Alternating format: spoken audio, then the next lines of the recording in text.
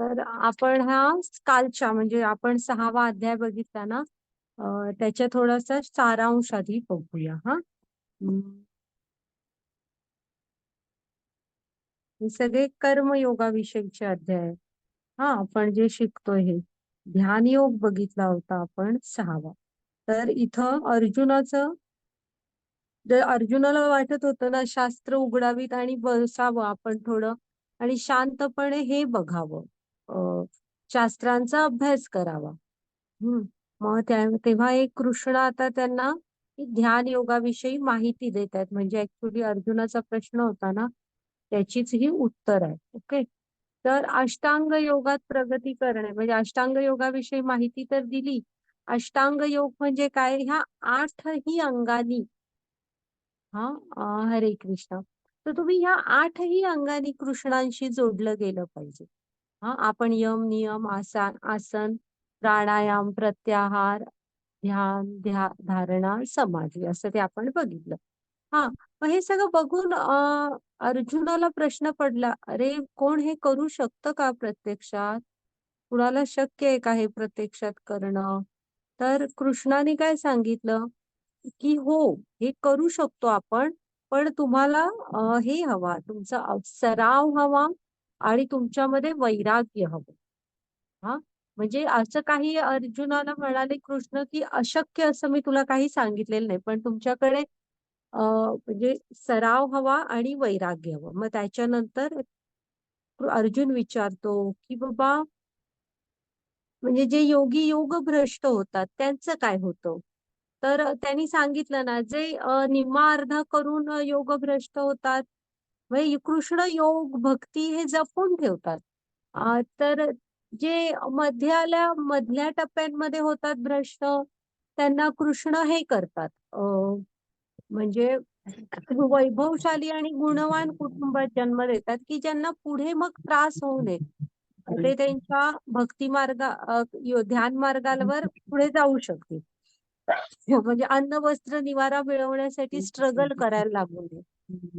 आणि अगदी शेवटच्या टप्प्यात प्रगत योगी असतात, जे जे अगदी शेवटकडे येऊन काहीतरी होतं, त्यांना कृष्ण सरळ वैष्णव कुटुंबांमध्ये वगैरे जन्म देतो, की ज्या कुटुंबांमध्ये जन्मताच त्या मुलाला भक्ती मिळते. म्हणजे जसं आपण प्रभुपाद वगैरेंचं कुटुंब बघितलं तसं. हा, त्याच्यानंतर हे सगळं झाल्यावर कृष्ण काय सांगतात अर्जुनाला, की भक्ती योग हाच सर्वोच्च योग आहे. हा, मग आता आपण आजचा अध्याय बघूया. माताजी मंगलाचरण म्हणते, तुम्ही पुढची स्लाइड घ्या. आपण आजचा अध्याय बघूया. हे सगळे अध्याय आहेत, हे हा ज्ञान विज्ञान योग आहे. हे सगळे अध्याय हे भक्ती योगातले आहेत. ओम अज्ञानतिमिरांधस्य ज्ञानांजन शलाकया चक्षुरुन्मीलितं येन तस्मै श्री गुरवे नमः. श्री चैतन्य मनोभीष्टं स्थापितं येन भूतले स्वयं रूप कदा मह्यं ददाति स्वपदान्तिकम्.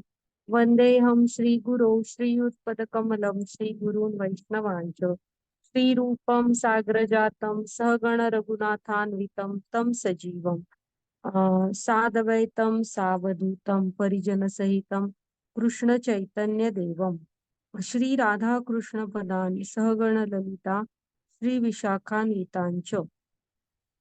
हे कृष्ण करुणा सिंधो दीनबंधो जगत्पते गोपेश गोपिका कांत राधा कांत नमोस्तुते.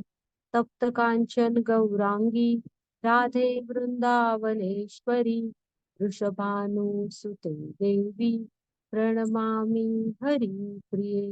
नमो विष्णुपदाय कृष्णपृष्ठाय भूतले श्रीमते भक्ति वेदांत स्वामी इति नामिने. नमस्ते सारस्वते देवी गौरवाणी प्रचारिणे निर्विशेष शून्यवादी पाश्चात्य देश तारिणे. जय श्री कृष्ण चैतन्य प्रभु नित्यानंद श्री अद्वैत गदाधर श्रीवासादि गौर भक्त वृंद. हरे कृष्ण कृष्ण कृष्ण हरे हरे, हरे राम राम राम हरे हरे, हरे कृष्ण कृष्ण कृष्ण हरे हरे, हरे राम राम राम हरे हरे. तर स्वागत आहे तुमच्या सर्वांचं. आपण आज आपला 7वा अध्याय बघणार आहोत. तर आहे ना, आपण आपल्या प्रभुपाद स्वामींच्या चरणी प्रणाम करते, ज्यांनी म्हणजे आपल्यासाठी हा भक्तीचा मार्ग सोपा करून ठेवला. हा, त्याच्यानंतर आपले नामानिष्ठ दास प्रभूजींना प्रणाम करते, ज्यांनी हा सुंदर अभ्यासक्रम उपक्रम राबवला. पुन्हा आमची मराठीची टीम, आमच्या पूजा माताजी, त्या सर्वांना पण प्रणाम करते. आणि ज्यांच्याकडून मी गीता शिकली त्या अन्वया माताजींना पण प्रणाम करते. पुन्हा तुम्ही सारेजण इथे रोज येता, तुम्हालाही प्रणाम. हा, तर आता ह्या अध्यायाचं नाव काय? ज्ञान विज्ञान योग.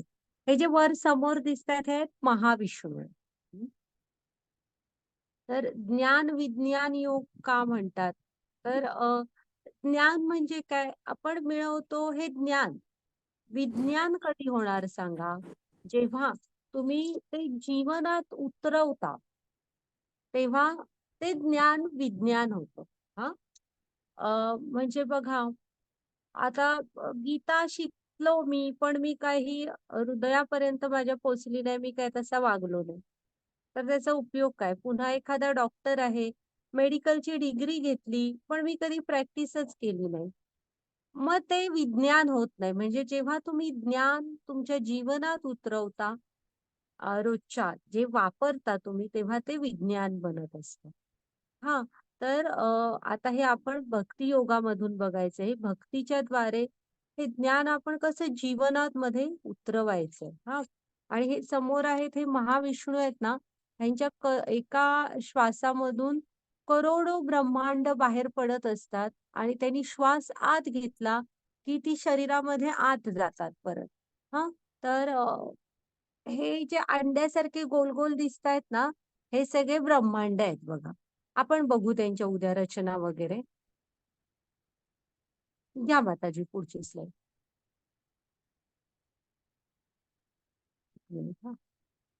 ओके, वाचते मी. श्री भगवान उवाच मय्यासक्त मना पार्थ योगम युजन मत आश्रय असंशय समग्रम माम यथा ज्ञास्यसि तत् शृणु. हरे तर हे वाचा वा- माताजी. श्री भगवान म्हणाले, हे पार्थ, माझ्या भावनेने पूर्णपणे युक्त होऊन योगाभ्यासाद्वारे माझ्यावर मन आसक्त करून तू मला पूर्णपणे निसंदेह कसा जाणू शकशील ते आता ऐक. हरे कृष्णा. तर हा श्लोकाचा अर्थ बघायच्या आधी तो आपण थोडस बघूया की कसं आहे. भक्ती योग आपण पहिले 6 अध्याय बघितले ना, हे कर्मयोगाविषयीचे आहेत. मधले 6 आहेत हे भक्ती योगाचे, आणि शेवटचे 6 अध्याय आहेत हे ज्ञान योगाचे. मग आता आपला मधला महत्वाचा टप्पा सुरू झालाय, भक्ती योगाचा. मग आता तुम्ही एक लक्षात ठेवा की कृष्ण सगळ्यात जास्त प्रसन्न कशाने होतात? तुम्हाला काय वाटतं सांगा. म्हणजे असं काय नाहीये की पुस्तकातलं उत्तर वगैरे पाहिजेत. तुम्ही सांगा की तुम्हाला काय वाटतं की कृष्ण आनंदी कशामुळे होत असतील? सर्वात जास्त प्रसन्न कशामुळे होत असतील?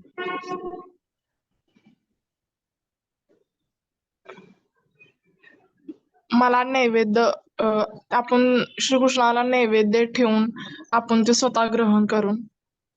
हा, ओके. हा, आणि कोणाला काय काय वाटतं? मनापासून केलेली भक्ती आणि फळाची अपेक्षा न केलेले कर्म. मनापासून केलेली भक्ती. हा हा, आणि फळाची अपेक्षा किंवा परिणामांची अपेक्षा न करता केलेले कर्म. हा हा, हो, चालेल. आणि कोणाला काय वाटतं? आणि भगवानांना सदैव स्मरण करून त्यांचं नामजप केलं. हा, हेही बरोबर आहे सगळं. ओके, आणि कोणाला काय काय वाटतं?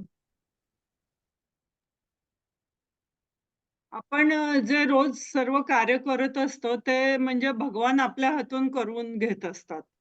म्हणजे तिथे त्यांचा कायम वास असतो, त्याची जाणीव ठेवणे म्हणजे ठेवली आपण तर ती म्हणजे भगवानांची भक्ती आहे. हा, तर ऍक्च्युअल भक्तीमध्ये आपण नंतर बघूच. कृष्णांना सर्वात जास्त आनंद कशाने होतो ना, तर 2 गोष्टी लक्षात ठेवायच्या. पहिली, तुम्ही कृष्णांच्या शुद्ध भक्तांना आनंद दिलात तर. त्यांनी काय सांगितलंय 4थ्या अध्यायात, की कशासाठी येतो मी सांगितलंय ना, परित्राणाय साधूनाम. हां, पहिलं ते सांगितलं, मग विनाशायचे दुष्कृताम वगैरे. आणि ते उरलेलं सगळं ते त्यांच्या धामामध्ये बसून त्यांनी मनात आणलं की करूच शकतात. त्यासाठी त्यांना इथे यायचा गरज नाहीये.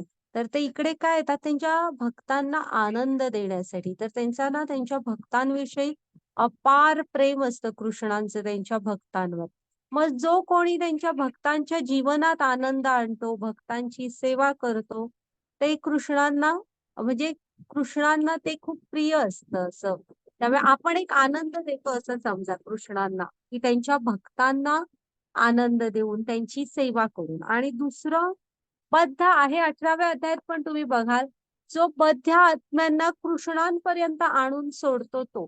म्हणजे आता तुम्ही ज्ञानेश्वरांचं वगैरे चरित्र बघा, समाजाने त्रास द्यायचं काहीही बाकी ठेवलं नव्हतं. तरी पण एक करुणाच होती ना मनात त्यांच्या, ते काय ज्ञानातच स्थित होते. अवतार पांडुरंग सांगितलेलं आहे. त्यामुळे त्यांना कशाची आवश्यकता नव्हती. गरज तर आपल्याला होती. किती किती सहन केलं त्यांनी.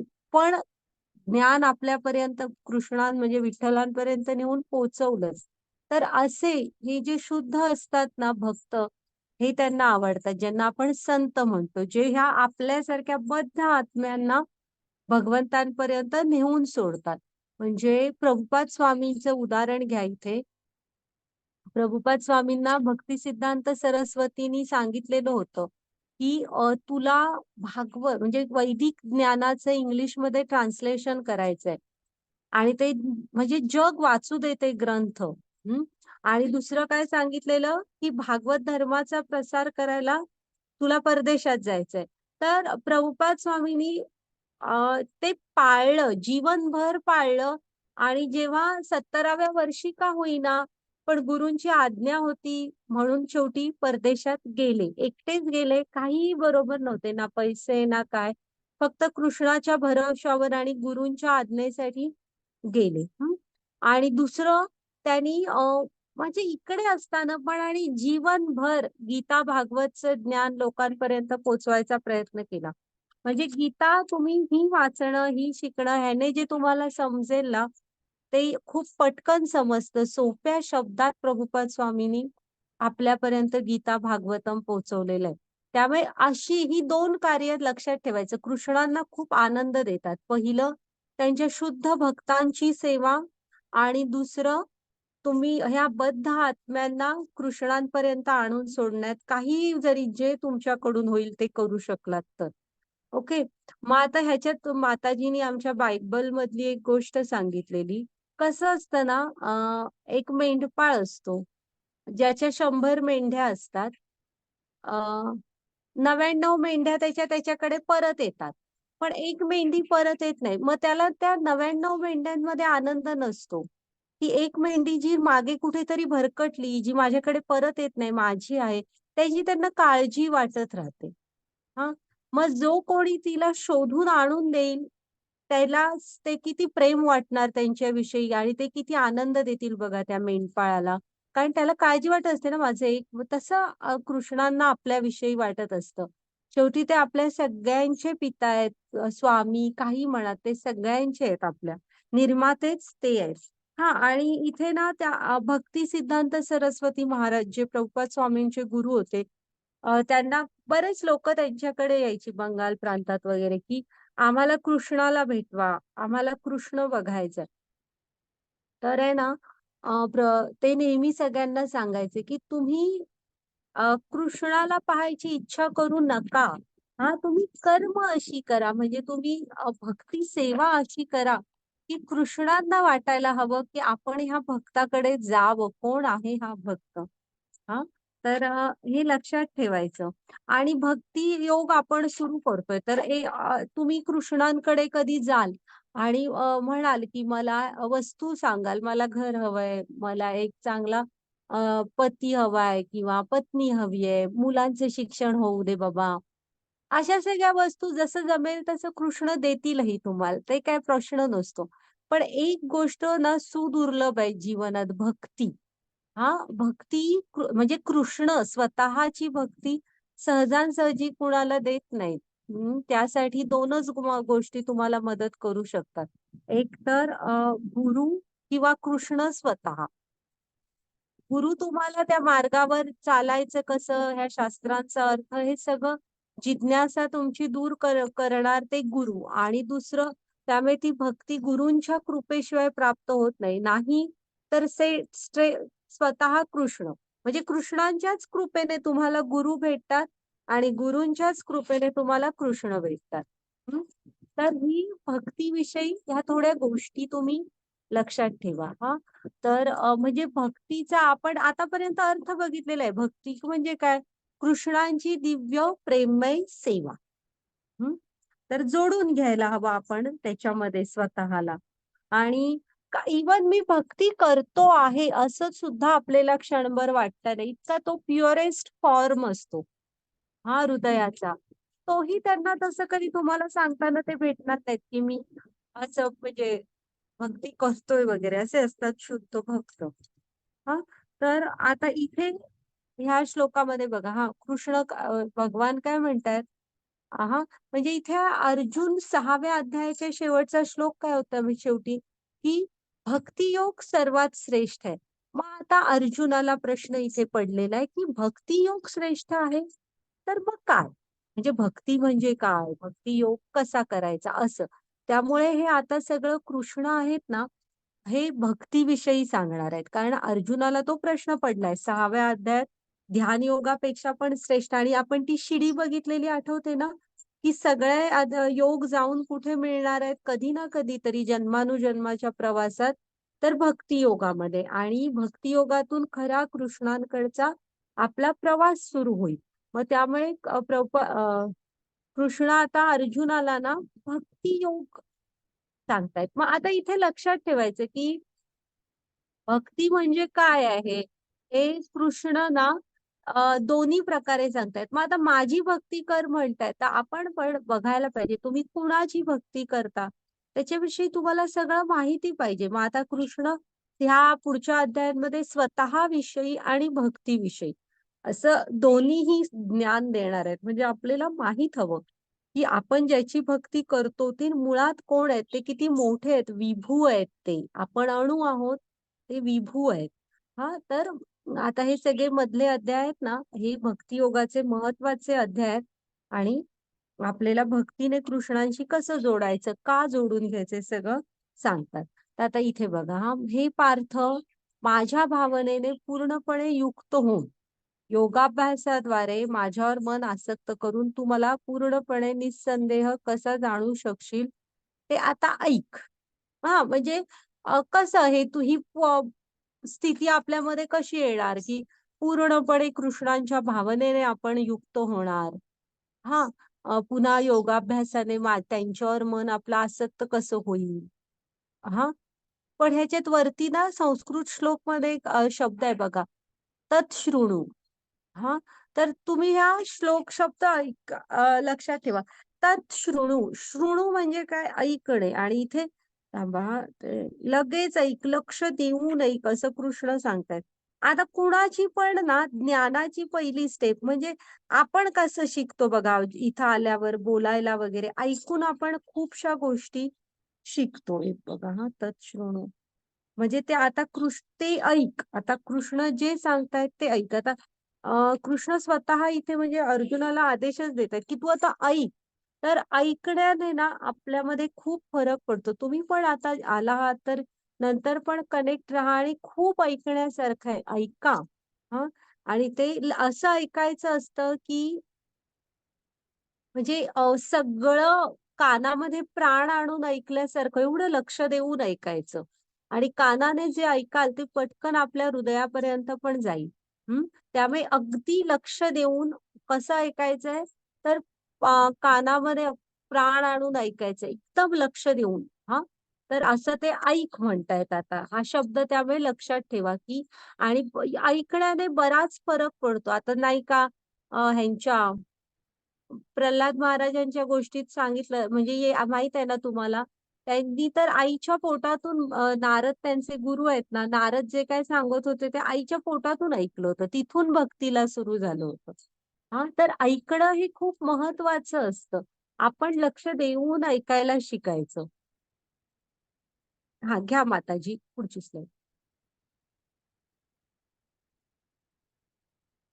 वाचा बघा.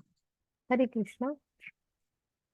प्रत्यक्ष ज्ञान आणि दिव्य ज्ञान हे दोन्ही प्रकारचे ज्ञान मी तुला पूर्णपणे सांगतो. हे जाणल्यावर तुला आणखीन काही जाणण्याची शिल्लक राहणार नाही.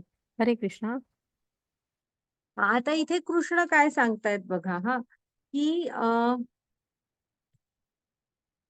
प्रत्यक्ष ज्ञान आणि दिव्य ज्ञान असं. एक मिनिट हा. हा, प्रत्यक्ष ज्ञान आणि दिव्य ज्ञान हे दोन्ही प्रकारचे ज्ञान मी तुला पूर्णपणे सांगतो. म्हणजे दिव्य ज्ञान काय आहे, प्रत्यक्ष ज्ञान काय आहे, हे कृष्णांविषयीच. हा, हे सगळं कुणाविषयी आहे, कृष्णांविषयीच. हे दोन्ही प्रकारचं ज्ञान सांगणार आहे. म्हणजे हे जाणल्यावर आहे ना, तुम्हाला आणि काही जाणायचे शिल्लक राहणार नाहीये. म्हणजे इथं तुमचा हेच कम्प्लीट होणार आहे. भक्तीचा मार्ग हे म्हणजे या सगळ्याच अध्याय भक्ती मार्गातलेच आहेत. मग भक्तीची कडे जायचे मार्ग कुठले आहेत तेही आपल्याला कळतील. आता बघा, आपण हरे कृष्ण महामंत्राचा अर्थ आपण आधी सांगूया, त्याशिवाय तुम्हाला कळणार नाही. आपला जो हरे कृष्ण महामंत्र आहे ना, त्याचा अर्थ काय आहे तो सांगते. हरा म्हणजे कोण? कृष्णांचं, कृष्ण जिच्या जवळ आहेत, कृष्णांचं मन जिच्याकडे आहे, ती म्हणजे हरा म्हणजे कोण? राधा. हा, मग संस्कृत मध्ये हाक मारताना राधाचं राधे होतं, तसं हराचं हरे. मग हरे कृष्ण, कृष्ण म्हणजे काय? सर्वांचं चित्त आकर्षून घेणारे. कृष्ण या शब्दाचाच अर्थ आहे की सर्वाकर्षक. तुम्ही एकदा कृष्णांवर तुमचं मन बसलं की बाकी कशातही तुमचं म्हणजे एवढी जादू चालणार नाही. कृष्ण ते कृष्णच आहे, ते सर्वाकर्षक आहेत. त्याच्यानंतर आणि एक कोणता शब्द आहे? राम. राम हेचा मूळ आनंदाचा उगम. हा, अद्भुत म्हणजे मूळ दिव्य असा आनंदाचा उगम म्हणजे काय? राम. राम या शब्दाचा आनंद अर्थ काय? मूळ आनंद. हा, तर आपण इथे आहे ना हरे का म्हणतोय, तर आपण राधा राणीला प्रार्थना करतोय की हे हरे आम्हाला, हे बघा एक मिनिट मी आपण तिला कृष्णाच्या प्रेममय भक्ती सेवेमध्ये आम्हाला व्यस्त ठेव, अशी एक साद घालतोय, मागणी करतोय की हे हरे राधे, आम्हाला कृष्णांच्या प्रेममय भक्ती सेवेमध्ये व्यस्त ठेव, असं आपण तिला सांगतोय. आणि मग कृष्ण म्हणजे आलं ना लक्षात, कृष्ण म्हणजे सर्वाकर्षक. आणि राम म्हणजे मूळ आनंदाचा स्रोत, मूळ आनंदाचा उगम. आणि इथे की नाही कृष्ण आणि राम ही नावं का घेतली आहेत राधा राणीला कडे भक्ती मागताना? तर बाकी सगळे अवतार आहेत ना, ते त्यांचे का, नरसिंह आले हिरण्यकश्यपूला मारून गेले, किंवा त्याच्या आधी वराहदेव आले, हिरणाक्षला मारून गेले. असे म्हणजे ते अवतार आहेत, ते त्यांचं काम करून त्यांनी म्हणजे अवतार कार्य संपवलं. पण राम आणि कृष्ण हे दोन अवतार जे आहेत ना, त्यांनी इथं मनुष्यासारखं पूर्ण जीवनक्रम दाखवलेला आहे. आणि त्यांनी जीवन जगून म्हणजे इथे प्रत्यक्षात राहून मनुष्यांना दाखवून दिलेलं आहे की मनुष्याने जीवन कसं जगायचं असतं, का हे काय ह्या जीवनांचं ध्येय असतं आपलं, कसं तुम्ही धर्मांच्या मार्गावर चाललं पाहिजे वगैरे. हा, त्यामुळे हे राम आणि कृष्ण हे आदर्श आहेत आपले, आणि ती नावं आहेत. आणि दुसरा एक असा इथे विचार असतो की हे राम इथले बलराम पण म्हणू शकता. आता बलराम का, तर ते अनंत शेष आहेत, ते म्हणजे कृष्णांना सोडून एक क्षण पण राहत नाहीत. हा, म्हणजे रामांबरोबर लक्ष्मण म्हणून आले, कृष्णांबरोबर बलराम म्हणून आले, तर ते गुरु तत्व आहेत, त्यांना आपण शरण जायचं असतं. हा, आणि ते मुळात एक क्षणही कृष्णांपासून लांब राहत नाहीत.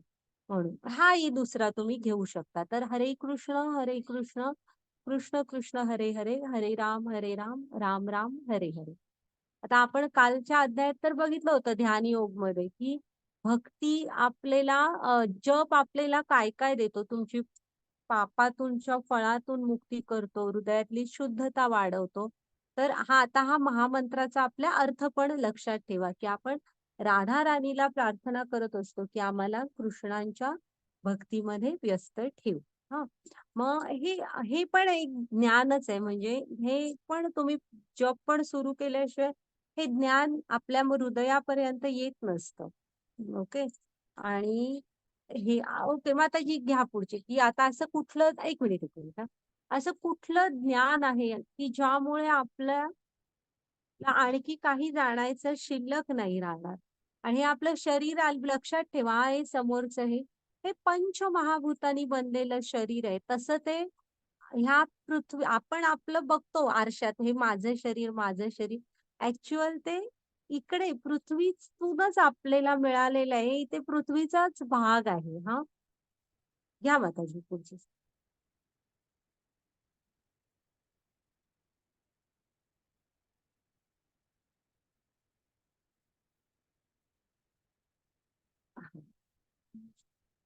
वाचा माताजी.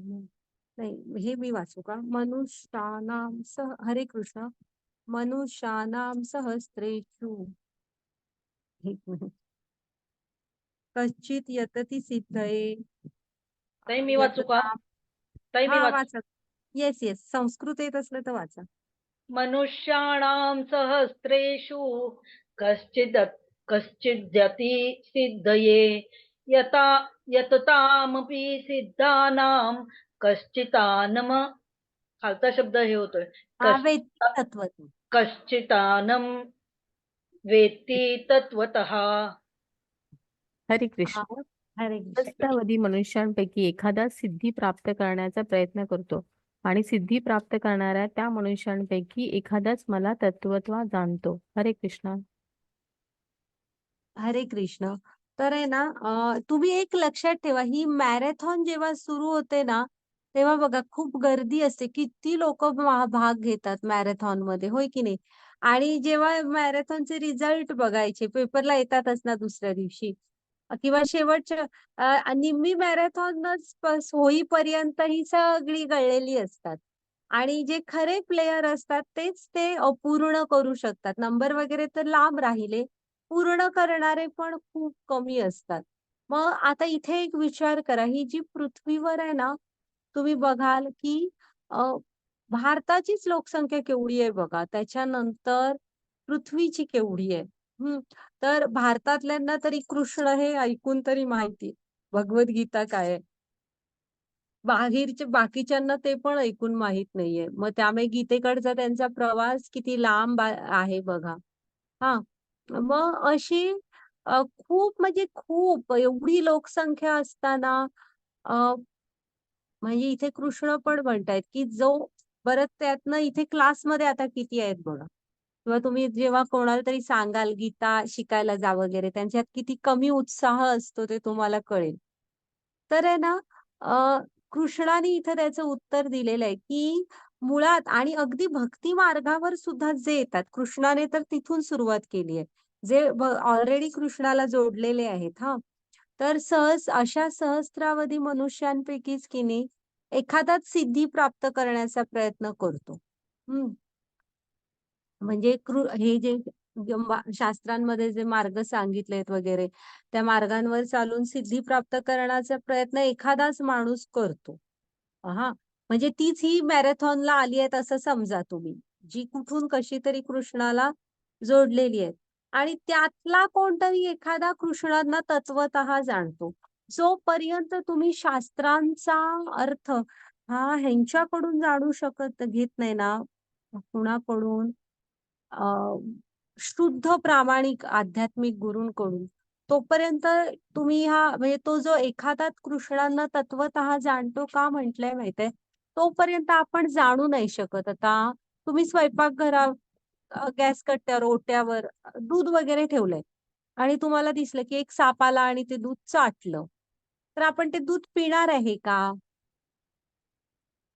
तुम्ही पिणार का सांगा? किंवा तुम्ही जेवणात वापरू शकाल का ते दूध? नाही माताजी. नाही. आपल्याला म्हणजे भलेही साप विषारी असेल नसेल, पण एक भीती वाटतेच ना, की नाही नाही नाही त्या दुधाबरोबर दुधाचे अंश असणार सगळे. पण काय माहिती त्याचं विष आलं असलं तर, प्राण्याने तोंड लावलंय शेवटी. कुत्र्याच्या वगैरे लाळेतनं रेबीज येत नाही तसं. मग का असं म्हणतोय आपण? मग जेव्हा म्हणजे मी हे का उदाहरण देते, तर तुम्ही हा एकच माणूस का पोचतोय तत्वतः कृष्णांना एखादाच का जाणू शकतोय? तिथूनही पुढे कृष्णांकडचा मार्ग लांबच आहे, पण ऍटलिस्ट तत्वतः त्यांना जाणायला हवं. म्हणजे तत्वतः म्हणजे काय? आपण आत्मा आहोत, कृष्ण हे परमात्मा आहेत, भगवान आहेत आणि आपल्याला ओढ आहे त्यांच्याकडे जायची. की आत्मा कधीतरी वाट बघत असतो, की कधीतरी आपल्याला हे शरीर वापरून, ही बुद्धी वापरून आपण परमेश्वराकडे नेण्याचा प्रयत्न करू, तर त्याला आनंद होईल ना.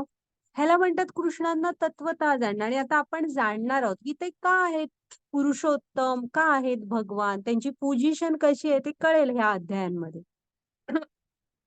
मग ह्यासाठी आहे ना, तुम्हाला हे जे आता तुम्ही मार्केटमध्ये बाकीच्या गीता वगैरे मिळत, आता जसं त्या दुधामध्ये दूध जरी पील तरी काय माहिती कदाचित विषारी भाग पण येईल. तसं प्रामाणिक गुरु शिष्य परंपरेतली गीता, शास्त्र अशा ज्ञानात स्थित असलेल्या लोकांकडून तुम्ही शास्त्र नाही ऐकलत ना, तर ते कायच्या काय त्यांना हवे तसे अर्थ काढतील आणि तुम्हाला समजावतील. मग पुन्हा तुम्ही आणि तुमच्या बुद्धीने तो कसा समजून घ्याल आणि मग तो जीवनात कसा अप्लाय कराल, मग कसं तुम्ही कृष्णांना तत्वतः जाणणार? कनेक्टर होऊ नाही शकणार. त्यामुळे मगाशी कृष्णाने सांगितलं ना, तत्शृणु. तुम्ही जेव्हा असं कोणतरी शुद्ध भेटेल, आता YouTubeच्या माध्यमातून वगैरे ऑनलाईन ह्याच्यातून जरा सोपं पण झालंय, तर अवश्य वेळ द्या. हे जीवनच त्याच्यासाठी मिळालंय आपल्याला, तर नक्की वापरा आणि असं आणि शुद्ध माणसांकडून ऐका. जे नाहीतर हे बघा आता इथे कृष्णच सांगितलंय, की असं सहस्रांमध्ये एखादाच कृष्णांची सिद्धी प्राप्त करायचा प्रयत्न करतो आणि अशा एखाद्यांमधलेच एखादा कृष्णांना तत्वतः जाणू शकतो. अशी दुर्लभ आहे भक्ती. आत्ताच मी तुम्हाला सांगितलं ना, दोनच जण तुम्हाला कृष्णांची भक्ती देऊ शकतात. एकतर कृष्ण स्वतः, नाहीतर गुरु. आणि ते पण असं म्हणतात, की कृष्णांच्या कृपेनेच तुम्हाला गुरु भेटतात आणि गुरूंच्याच कृपेने कृष्ण भेटतात. माताजी घ्या प्लीज.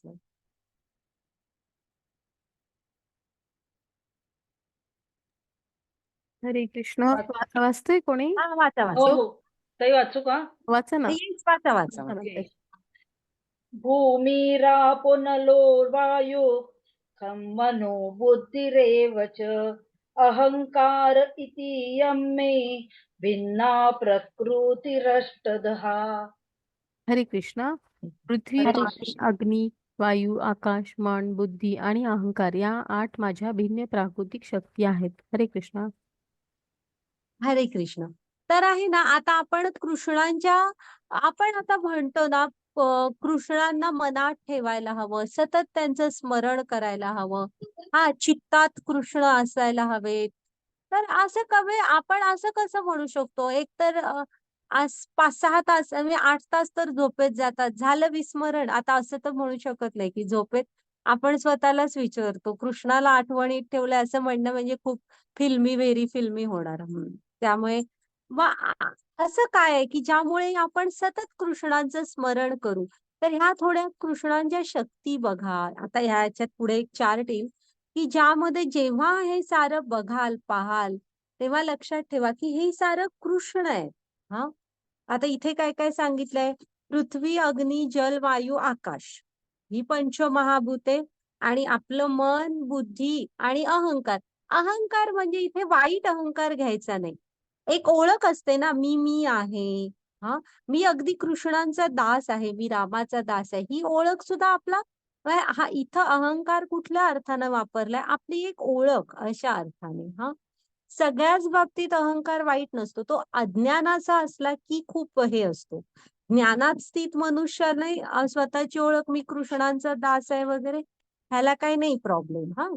तर मग त्यामुळे पृथ्वी, अग्नी, जल, वायू, आकाश आणि मन, बुद्धी, अहंकार ह्या 8 माझ्या भिन्न प्राकृतिक शक्ती आहेत. आता मी तुम्हाला म्हणत होते ना, हे सारं कृष्णाने दिलंय असं तुम्ही म्हणा. हा श्लोक लक्षात ठेवा. 7.4 तुम्ही म्हणाल की का म्हणू आपण? तर हे 8 सोडून काय वापरून आपण इथलं मिळवतो सांगा? जे काय आपण जीवनात मिळवतो म्हणजे भौतिक मटेरियल वर्ल्ड मधलं जे काय मिळवतो हे 8 सोडून मिळवतो आपण. कारण ह्याच ह्यानी आपलं शरीर बनलेलं आहे. पृथ्वी, अग्नी, जल, वायू, आकाश. इंद्रियांचे स्वामी पण कृष्णच आहेत आणि शरीर मुळातच त्याने बनलंय. मन, बुद्धी, अहंकार मध्ये तुमची इंद्रिय वगैरे ते सगळं आलंच. मनाच्याच वशमध्ये असतात ती. मग आपण किती अहंकार ठेवत असतो बघा. हे सगळं माझं आहे, माझं आहे. त्यामुळे तो अज्ञान असतं ते आपलं ते बाजूला करायला हवं. लक्षात ठेवा हा श्लोक. की हे सगळं कृष्णा स्वतःच सांगतायत की या माझ्या भिन्न प्राकृतिक शक्ती आहेत. हे त्यांच्यापासून आपल्याला मिळालेलं आहे. आणि आपण कसं करायचंय आता ह्या सगळ्याशी जेव्हा संबंध येईल तेव्हा आठवा कृष्णांना. जसं एक बाळ असतं ना, जे कुठंही असलं की माझी आई अशी भाजी करते, माझ्या आईची भाजी अशी असायची, आमची आई अशी पुरणपोळ्या करायची. तसं आपण पण आठवण काढायला हवी. ओके, घ्या माताजी पुढची स्लाइड. कृष्ण पण आपली आई आहे ते सांगितलं ना, बीजप्रदाता पिता आहे. पुढे येईल ते सगळं. हरे कृष्ण. माताजी. हे महाबाहो अर्जुना, या व्यतिरिक्त माझी आणखी एक श्रेष्ठ अशी परा प्रकृती आहे, जिच्यामध्ये जीवांचा समावेश होतो. हे जीव कनिष्ठ भौतिक प्रकृतीच्या साधनांचा उपभोग घेतात. हरे कृष्ण. हे बघा इथं आता हे थोडस हे आहे म्हणजे तात्विक अशा गोष्टी आहेत. कृष्णांची परा आणि अपरा अशा 2 शक्ती आहेत. परा म्हणजे सगळं आध्यात्मिक असतं. आपलं पराशक्तीमध्ये एकच गोष्ट येते ते म्हणजे आपला आत्मा. इथे दाखवलेत बघा सगळ्यांचे चमकणारे आत्मे. तर फक्त आपले आत्मा आहे हा पराशक्ती मधला आहे. बाकी जे काही आहे ना आपलं हे सगळं भौतिक ह्याच्याशी जोडलेलं आहे. त्यामुळे ते सगळं अपराशक्तीमध्ये येतं. जिच्यामध्ये कनिष्ठ जीवांचा समावेश होतो ती अपरा. परामध्ये फक्त आपला आत्मा आहे कारण तो आध्यात्मिक आहे. आणि हे जीव कनिष्ठ भौतिक प्रकृतीच्या साधनांचा उपभोग घेतात. मग आत्मा जेव्हा इकडे येतो ना तेव्हा त्याला एक शरीर मिळतं. ते कशाचं असतं? कनिष्ठ म्हणतात बघा, कनिष्ठ भौतिक प्रकृतीच्या साधनांचा उपभोग घेतात. म्हणजे कृष्ण स्वतःच मायेचे हेच आहेत. म्हणजे मायेचे हे माया कुणाच्या अंडर काम करते तर कृष्णांच्या. त्यामुळे हे परामधले जे जीव असतात ना ते ह्या भौतिक प्रकृतीच्या साधनांचा फक्त उपभोग घेत असतात. जसं आपला आत्मा हे शरीर इथलं वापरतो. तसं मग आपण लक्षात ठेवायचं की आपण ह्याचा उपयोग नक्कीच कृष्णांकडे परत जायसाठी करायचंय. त्यांच्या भक्ती सेवेमध्ये करायचंय. आणि पण एक असते अंतरंगा शक्ती, बहिरंगा शक्ती. तर आपण बहिरंगा शक्तीमध्ये परत येतो. त्यांच्या अंतरंगा शक्तीमध्ये त्यांचं आध्यात्मिक जगत येत असतं. असं आहे ते. पण इथे लक्षात ठेवा परामध्ये आपला आत्मा आहे जिथे सगळं आध्यात्मिक आणि इथे जेव्हा येतो तेव्हा या कनिष्ठ शक्तींचा तो वापर करत असतो इथल्या भौतिक जगाचा. घ्या माताजी पुढची स्लाइड. म्हणजे हे सगळ्यामुळे त्यांची शक्ती आहे हे विसरू नका. शिकायचं आपण काय आहे ह्याच्यात की परा काय अपरा काय ह्या सगळ्या प्रकृती जिच्यामध्ये मानवांचा समावेश होतो हे सगळं त्यांच्या श्रेष्ठ हे आहेत शक्ती. आपलं त्यामध्ये काही नाहीये. माताजी पुढची स्लाइड घ्या.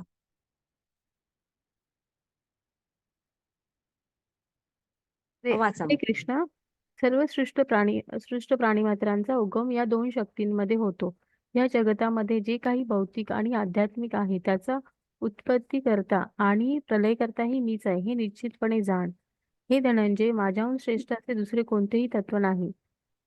दोरात ओवलेल्या मनाप्रमाणे सर्व काही माझ्यामध्ये आश्रित आहे. हरे कृष्ण. हरे कृष्ण. हे बघा हा, की ह्या परा आणि अपरा ह्या दोन शक्तीमध्येच सगळं काही स्थित आहे. मग आता त्या दोन्ही शक्ती कुणाच्या आहेत? कृष्णांच्या आहेत. मग आता इथे आपलं परत काय आहे बघा, हे सारं कृष्णांचं आहे. हा, पुन्हा ह्या जगामध्ये जे भौतिक आणि आध्यात्मिक आहे त्याचा उत्पत्ती करता कोण आहे? तर कृष्ण आहेत आणि प्रलय करता सुद्धा कृष्णच आहेत. हे निश्चितपणे जाण. प्रलय ही शेवटी त्यांच्याच आदेशाने शिवजी करत असतात, की आता विचार विनिमय करून करायचा का प्रलय. त्यांनी आज्ञा दिली कीच पुढे होत असतो. तर त्यामुळे उत्पत्ती तर आता आपण उद्या बघूच, उत्पत्ती तर सगळी त्यांच्यामधूनच होत असते. त्यामुळे आता लक्षात ठेवा हे सगळे श्लोक, की उत्पत्ती करता आणि प्रलय करता ते पण तेच आहेत. मग हे जग कसं आहे बघा. हा, म्हणजे आता 7.7 मध्ये काय म्हणतात, माझ्याहून श्रेष्ठ असे दुसरे कोणतेही तत्व नाही. ह्याला म्हणतात कृष्णांना तत्वतः जाणणं. आता का श्रेष्ठ नाही वगैरे हे बघायचं असतं हळूहळू. आपण कोण आहोत, आपली पोझिशन काय. तर माझ्याहून श्रेष्ठ असे दुसरे कोणतेही तत्व नाही. दोऱ्यात ओवलेल्या मण्यांप्रमाणे सर्व काही माझ्यामध्ये आश्रित आहे. म्हणजे बघा, तुम्ही मोत्याची माळ आता आपण बघतोच ना, मोत्याची माळ तर प्रत्येक जण बघतो. तर समजा तो आतला धागा नसता तर एका क्षणात सगळे मोती जमिनीवर खळकन सांडणार की नाही. ते मोती कसे माळ अशी तुम्ही दाखवाल का? म्हणजे त्या मोत्यांना धरलेलं कोणी आहे, धारण कोणी केलेलं आहे? तर त्या दोऱ्याने. हा, इथे बघा, दोऱ्यात ओवलेल्या मण्यांप्रमाणे सर्व काही माझ्यामध्ये आश्रित आहे. हा, तर हे जे इथे हे जे सूर्य, चंद्र, वेगवेगळे नक्षत्र, ग्रह, गोल हे त्यांच्या त्यांच्या कक्षांमध्ये नीट फिरतायत.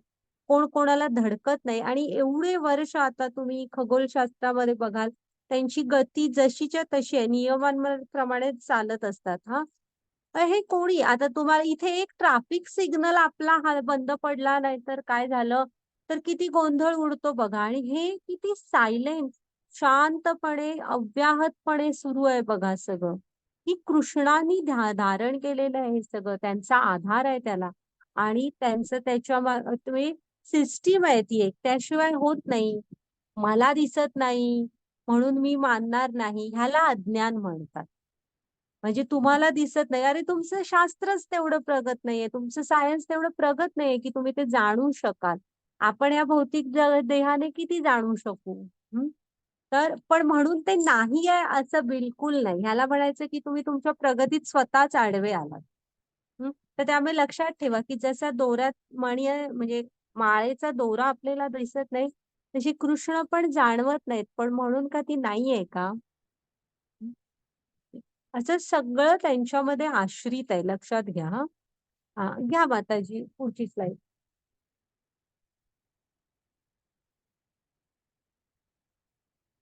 हरे कृष्ण माताजी, श्लोक वाचता? वाचू? हो, वाचते. माताजी वाचा प्लीज. रसोऽहमंसु कौन्तेय प्रभास्मि शशिसूर्ययोः प्रणवः सर्ववेदेषु शब्दखे पौरुषं ऋषु.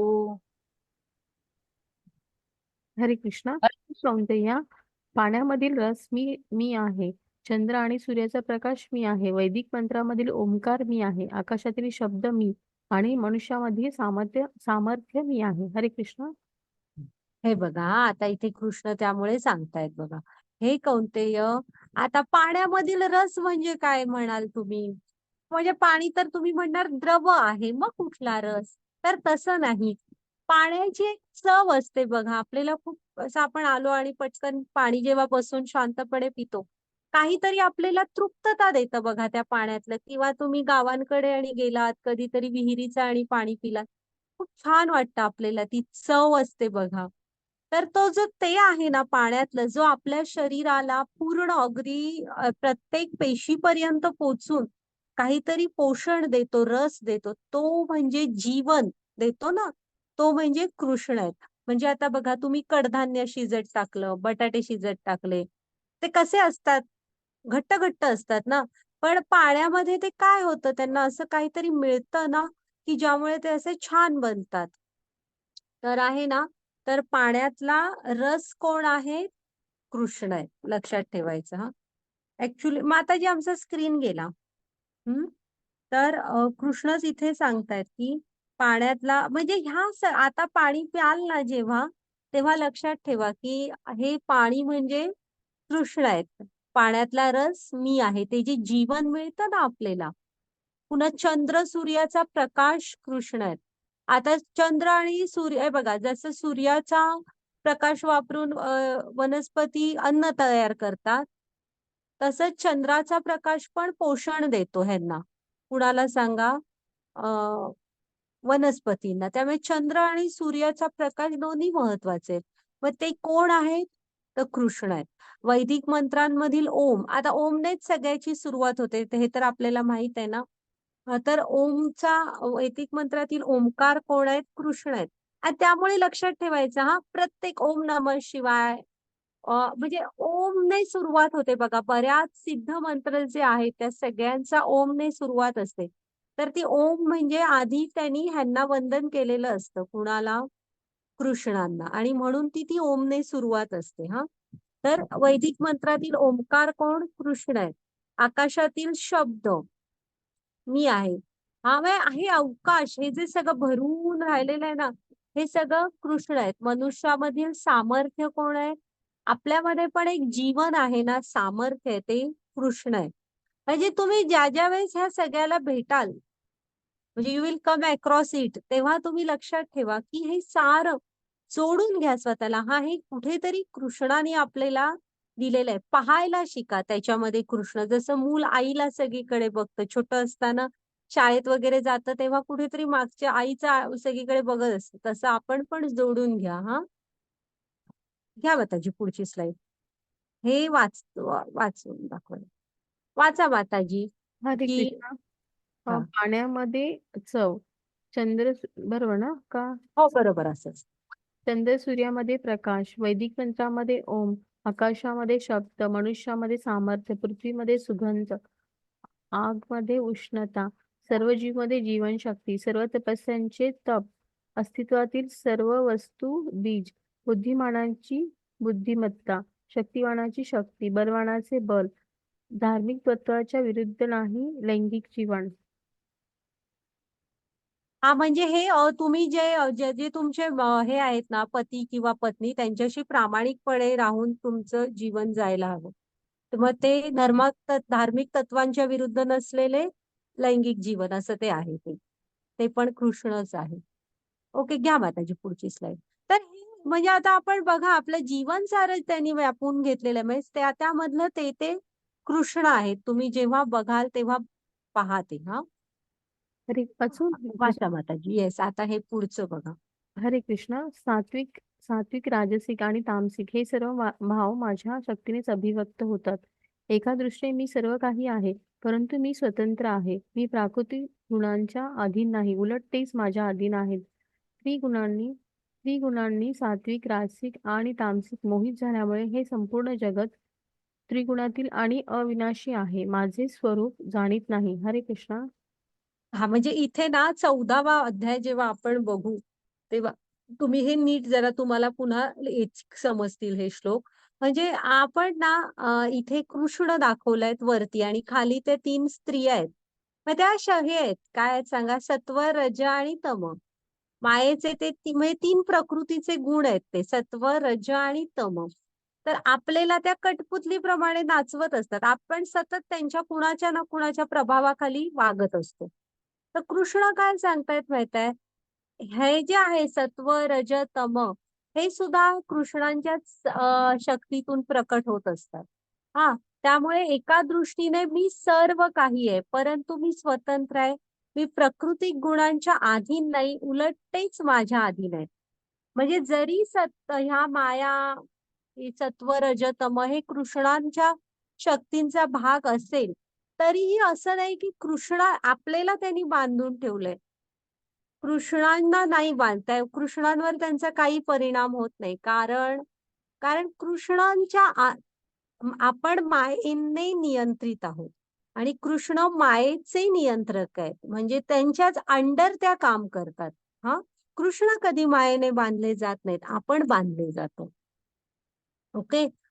कारण तिथेच त्यांनी हेच दिलेत बघा. मग आपण खाली आहोत, आपल्यावर ते त्रिगुण म्हणजे सत्व, रज, तम त्यांच्या कितीतरी वर आहेत कृष्ण.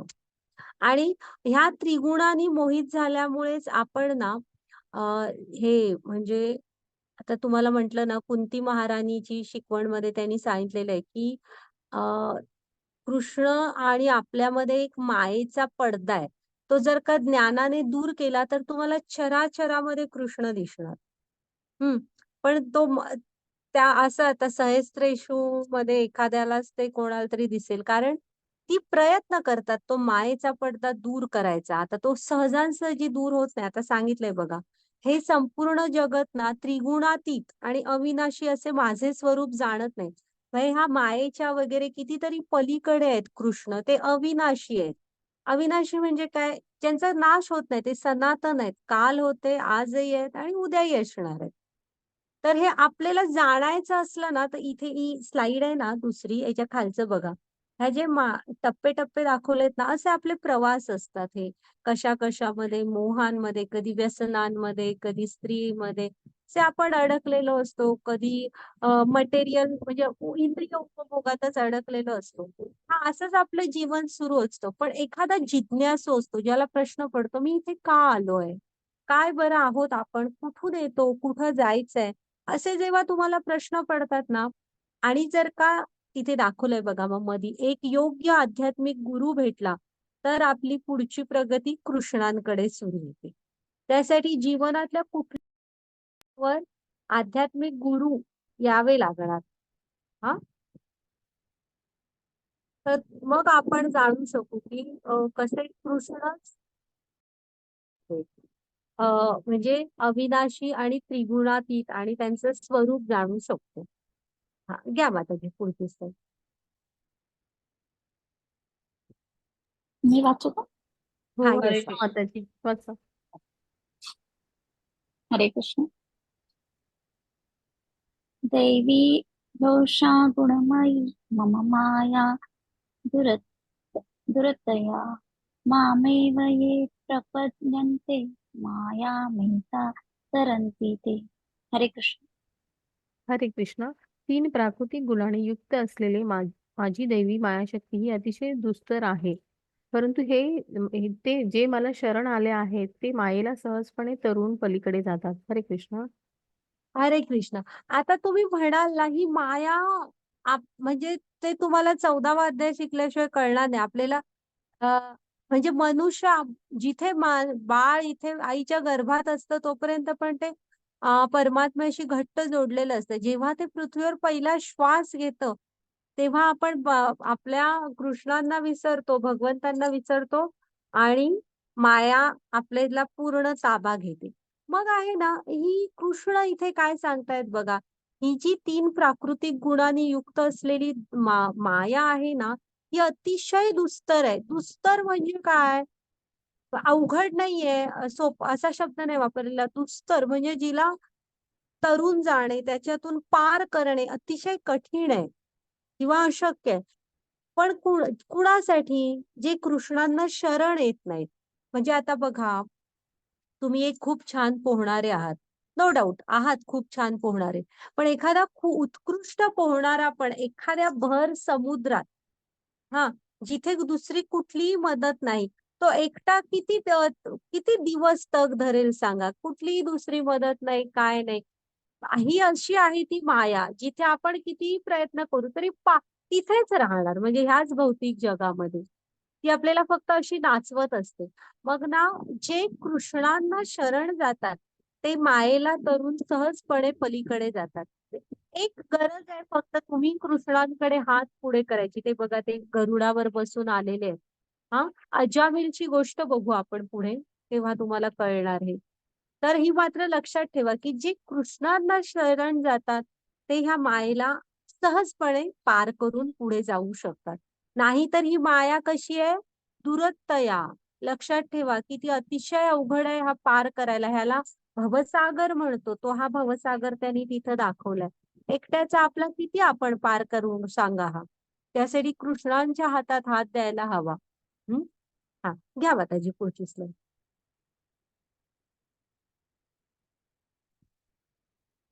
आता ना हे ते 4 लोक दाखवलेले आहेत. जे कृष्णांकडे कधी जात नाही, ह्या अध्यायात ना कृष्णाने सांगितलेलं आहे ते 4 लोक जे कृष्णांकडे जातात जात नाहीत कधीही, आणि ते 4 लोक जे कृष्णांकडे जातात. आता ज्यांना संस्कृत वाचायला येतं त्या माताजीनी वाचा. होतोय हा, मी ताई वाचू का मी? हा. न मां दुष्कृतिनो मूढा प्रपद्यन्ते नराधमाः माययापहृत ज्ञाना आसुरं भावमाश्रिताः. हरे कृष्णा. हा. जे अत्यंत मूर्ख आणि दुष्ट आहेत, नराधम आहेत, ज्यांचे ज्ञान मायेमुळे नष्ट झाले आहे आणि जे असुरांची नास्तिक प्रवृत्ती धारण करतात, ते मला शरण येत नाही. हरे कृष्ण. तृप्ती माताजी, तुम्ही नेक्स्ट वाचा. हा, हरे कृष्ण. हे बघा, हा आता ही 4 लोक कृष्णानेच सांगितलंय, कृष्णांकडे कधीही येत नाहीत. कोण 4? जे अत्यंत मूर्ख आहेत. आता इथं मूर्खचं उदाहरण माताजी एक मिनिट पुढची स्लाइड घ्या. गाढव दाखवलंय का बघते मी तिथे फक्त. हा. हा, तर हे गाढव जे दाखवलंय ना, हे कसं असतं बघा, की बिचाऱ्याला मालक एवढं एवढं ओझं देतो. खायला पण गाढवांना असं काय माझ्यामध्ये म्हणजे मी आजपर्यंत ऐकलंय, ते काय पोटभर खूप कोण खूप खायला घालत नाही आणि कष्ट खूप करून घेतात. तरी पण ते गाढव प्रामाणिकपणे मालकाकडे जात असतं आणि त्याला वाटत असतं की मालकच माझ्यासाठी खूप करतोय, तोच शेवटचा आनंद आहे. तर असे असतो आपण, जे ह्याला तिथे कृष्णानी मूर्ख म्हटलेलं आहे, की ज्यांना ते ज्ञानच नसतं, म्हणजे की ते गाढवासारखे असतात. नुसतं ह्याच जे इथल्या भौतिक गरजा आहेत त्या भागवण्यासाठी राबणं, राबणं, राबणं. त्यांना त्याच्या पुढची चेतनाच नसते, की काहीतरी बघावं वगैरे. त्यामुळे मूर्ख म्हणजे कोण? तर ते असे जे गाढवासारखे काम करतात ते. हा. मग म्हणजे त्यांचं काय, ते स्वतःची मदत स्वतः करूच नाही शकत आहेत. त्यांना त्यातच असं वाटतं की आता ते केवढं ओझं आहे बघा, तरी पण त्या गाढवाला त्याचा मालकच हे असतो असं. ह्याच्याही पुढे काहीतरी जाणण्यासारखं आहे, हे जाणून घेण्यात त्यांना बिलकुल रस नसतो. मग ते झाले. त्याच्यानंतर जे नराधम आहेत, ते नराधम म्हणजे काय? जे विकर्म करतात. म्हणजे माहित आहे की हे करायचं नाहीये, तरी पण ते करणार. म्हणजे हे सगळे असुर वगैरे म्हणा, माहित आहे की शास्त्रानी वेदानी हे करायचं नाही म्हणून सांगितलंय, तर तरी पण ते मुद्दाम करणार, असे नराधम. हं? त्याच्यानंतर ज्यांचे ज्ञान मायेमुळे नष्ट झाले आहे. मग ह्याच्यामध्ये कोण येतं, तर म्हणजे आपण आता जे सायन्स शिकतो, ज्ञान तुम्हाला नम्रता द्यायला हवं. ज्ञानाची पहिली पायरीच असते नम्रता. हा, तर आताच ज्ञान कसं आहे, आपण नम्रता शिकत नाही, ते अहंकार देतं उलट आपल्याला. माझ्याकडे ही डिग्री आहे, माझ्याकडे ती डिग्री आहे. तसं नाही, ते ज्ञान कसं हवं, तुम्हाला नम्र बनवायला हवं. पहिली ओळख असते ज्ञानी मनुष्याची, की तो नम्र आहे का. मग हे जे असतात ना, की सायन्स मधले, किंवा मला दिसत नाही मी मानणार नाही. हा, मग भलेही मोठ्या मोठ्या पगारांवर वगैरे असतात. मग अशा लोकांना त्यांना कधीही ते कृष्णांकडे जात नाहीत, कृष्णही त्यांच्याकडे येत नाही. आणि जे नास्तिक आहेत, म्हणजे जे मीच सगळं, आता हा हिरण्यकश्यपू नव्हता, कोण विष्णू काय असं, म्हणजे मीच सगळं आहे, मीच देव आहे वगैरे असं, जे नास्तिकच आहेत. त्यामुळे लक्षात ठेवा, जे मूर्ख आहेत, नराधम आहेत, ज्यांचे ज्ञान मायेमुळे नष्ट झालंय, आणि नास्तिक आहेत.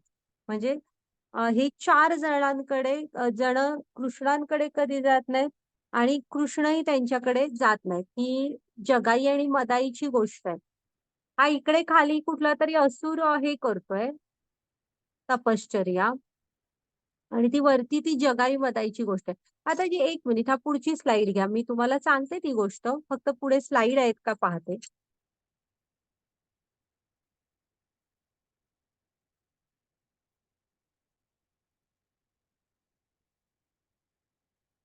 पुढची स्लाइड घ्या माताजी.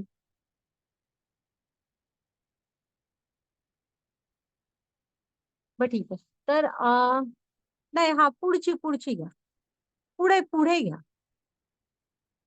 नाही, मागे या, मागे या, मागे या.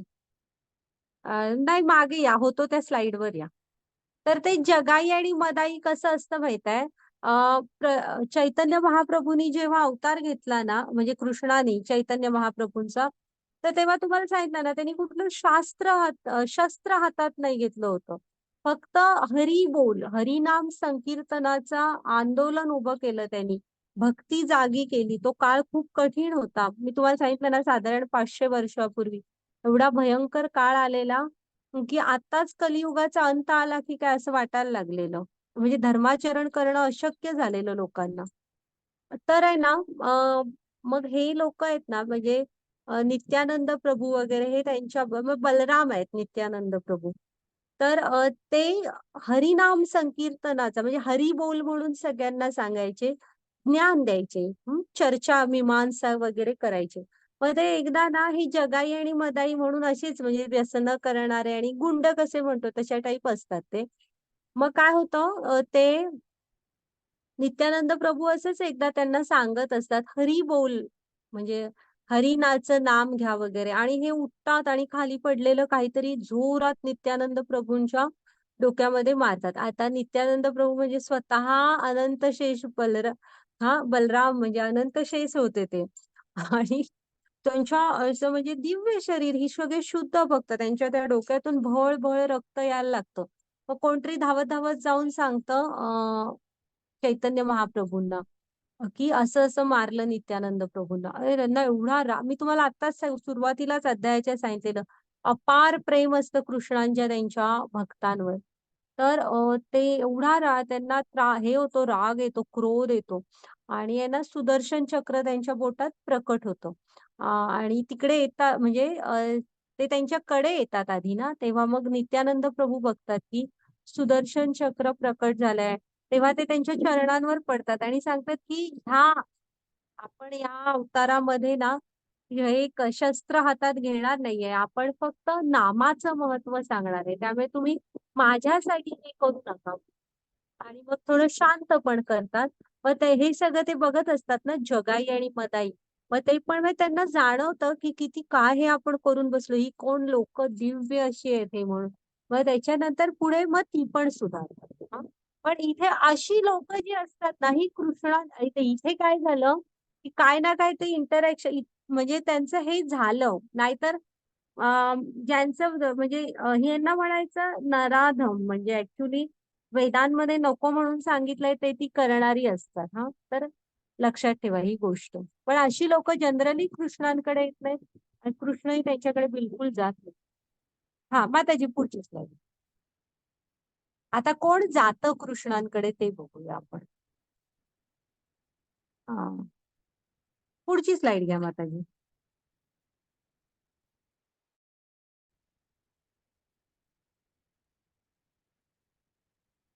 हा, तर वाचते. वाचा कोणती. येस, वाचा कोणती. चतुर्विधा भजन्ते मां जना सुकृतिनोऽर्जुन आर्तो सुरर्थार्थी ज्ञानी च भरतर्षभ. हरे कृष्ण. हे भरतश्रेष्ठ अर्जुना, 4 प्रकारचे पुण्यात्मा माझी भक्ती करू लागतात. आर्त, अर्थार्थी, जिज्ञासू आणि ज्ञानी. हरे कृष्ण. हे बघा, हा 4 प्रकारचे लोक कृष्णांकडे येतात. कोण? आर्त, अर्थार्थी, जिज्ञासू आणि ज्ञानी. आर्त म्हणजे कोण? ज्यांना काहीतरी दुःख आहे, म्हणजे ज्यांना काहीतरी हवंय आणि काहीतरी दुःख आहे ना, ते जातात, बाबा कृष्णा मला हे द्या. आणि त्यात काही चूक नाही. हा, आपल्याला काहीतरी आपल्या हृदयातल्या गोष्टी आपण कोणाला सांगणार? कृष्णांनाच सांगणार ना, त्यामुळे ते जातात. मग त्याच्यानंतर कोण जातात? अर्थार्थी, ज्यांना भरपूर धन हवंय. हा, मग त्याच्यानंतर जिज्ञासू, ज्यांना प्रश्न पडतात, की थोडे वाचन वगैरे करत असतात, पण त्याच्याही पुढे जाऊन की आपण इथे कोण आहोत, कुणी बरं हे सृष्टी निर्माण केली असेल, किंवा असाही एक प्रश्न पडायला हवा ना, की मी इथे आलो नसतो तर पृथ्वीवर काही खूप फरक पडला नसता. काय एका आपल्या येण्यानं जाण्याने इथे कुणाला, हे मूळ सत्य आहे, काय असं खूप काय फरक पडला नसता, हे चालायचं तसं चालू राहणार, मग मी का आलो इथे वगैरे, असे ज्यांना प्रश्न पडतात ती जिज्ञासू. मग असे जिज्ञासू लोक कुणाकडे जातात? गुरूंकडे वगैरे आणि मार्गदर्शन घेतात. मग ते एक झाले. आणि ज्ञानी जे मुळातच ज्ञानात स्थित आहेत, म्हणजे जे संत असतात, जे गुरु आहेत, जे म्हणजे पूर्ण ज्ञानातच स्थित असतात, त्यांना कृष्ण कोण आहेत, आपलं त्यांच्याशी काय नातं आहे, हे सगळं त्यांनी जाणलेलं असतात आणि ते ज्ञानात स्थित असतात. मग आर्त, अर्थार्थी, जिज्ञासू आणि ज्ञानी हे 4 लोक कृष्णांकडे येतात. हा, लक्षात ठेवा. मग आता जी पुढची स्लाइड घ्या, आपण उदाहरणं बघूया. आता इथे हा गजेंद्र आहे. स्लाइड तुमच्या थोड्याशा हे करा, झूम करा तुमचे, म्हणजे तुम्हाला हा पहिली स्लाइड आहे, हत्ती दिसतोय. हा गजेंद्र आहे, ज्याचा पाय कोणी धरला होता? मगर धरतो बघा पाण्यामध्ये. भागवतम मध्ये गोष्ट आहे. हा, तर पटपट सांगते, भरभर सांगते गोष्टी, त्या जास्त आहेत. तर तो आपल्या कुटुंबाबरोबर, हे इथल्या पृथ्वीवरचा नव्हता, ऑलरेडी वरच्याच ह्याच्यातला हे आहे तो गजेंद्र. म्हणजे पृथ्वीपेक्षा उच्च लोकांमध्येच असतो. आणि कुटुंबाबरोबर पाण्यात थपथप करायला आवडतं ना हत्तीला. मग ते थपथप केल्यावर तो खालचा मगर त्याचा पाय धरतो आणि खूप खूप प्रयत्न करतो. म्हणजे वर्णन आहे केवढं प्रयत्न करतो. तसा एक पाण्यावर मध्ये त्याला ती मगर भारी पडत असतो.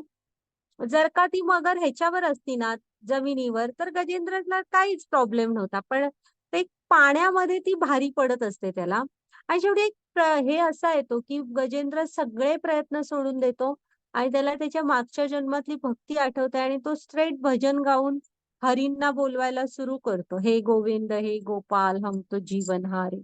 ते बघा, मग ते गरुडावर बसून भगवंत येतात, मगरीला मारतात आणि गजेंद्रांची मुक्ती करतात. द्रौपदी दुसरं उदाहरण काय आहे, किती करुण प्रसंग होता हा. कोणही मदतीला आलं नाही. शेवटी सगळे हे सोडते द्रौपदी आणि कृष्णांचा धावा करते. कृष्ण मदतीला येतात. त्याच्यानंतरची जी स्लाइड आहे ना, त्यात व्यासदेव आणि त्यांच्या पत्नी आहेत त्या. व्यासदेवांच्या पोटात ना शुकदेव, पत्नीच्या पोटात जेव्हा शुकदेव गोस्वामी असतात ना, जे पुढे थोर भागवतकार झालेले आहेत, ते जवळजवळ 16 वर्ष हे असतात त्यांच्या पत्नीच्या पोटात, गर्भ म्हणून असतात. बाहेरच येत नसतात. पत्नीला त्रास होत असतो ना. ते का बाहेर येत नसतात हेही सांगते. ते ऑलरेडी ज्ञानात स्थित होते. त्यांना माहित असतं की आपण बाहेर आलो रे आलो की माया आपल्याला हे करणार, घेरणार, म्हणजे व्यापून टाकणार, म्हणून ते येत नसतात. मग व्यासदेव कृष्णांना प्रार्थना करतात की तुम्ही त्याला सांगा की आता बाहेर ये. म्हणून ते कृष्ण सांगतात की तू मातेला त्रास होतोय, तू जन्म घे म्हणून. ओके.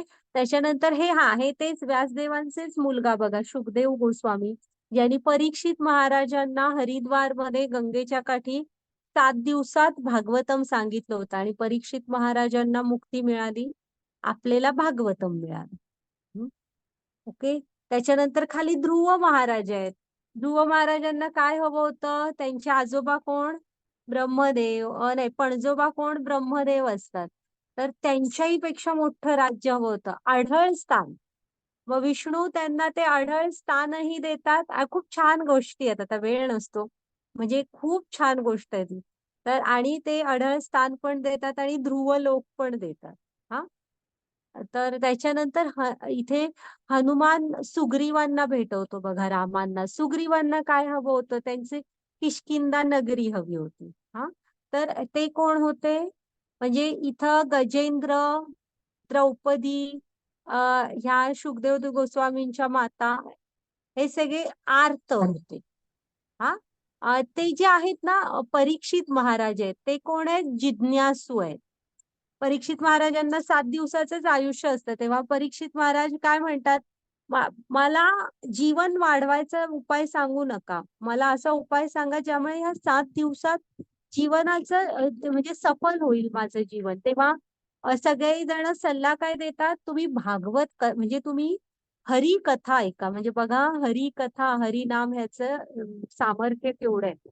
मग तेव्हा सुखदेव गोस्वामी म्हणजे ते जिज्ञासू होते. मग इकडे सुग्रीव पण आर्त होता आणि अर्थार्थी कोण होते? ध्रुव महाराज. केवढं मोठं राज्य पाहिजे होतं, अढळ स्थान हवं होतं त्यांना. आणि ही माताजी, ही शेवटची स्लाइड काय आहे? मला ऍक्च्युली थोडी दिसत नाही. नाही, म्हणजे हा फोटो, किंवा मग ते ज्ञानात स्थित असलेली लोक असतील जी ऑलरेडी ज्ञानातच स्थित असतात. त्यांना माहित असतं की ह्या मटेरियल वर्ल्ड माया ह्या भौतिक सुखाशी काही देणं घेणं नसतं. मी कृष्णांचं आहे, कृष्ण माझे आहेत असे. ओके, घ्या माताजी पुढची स्लाइड.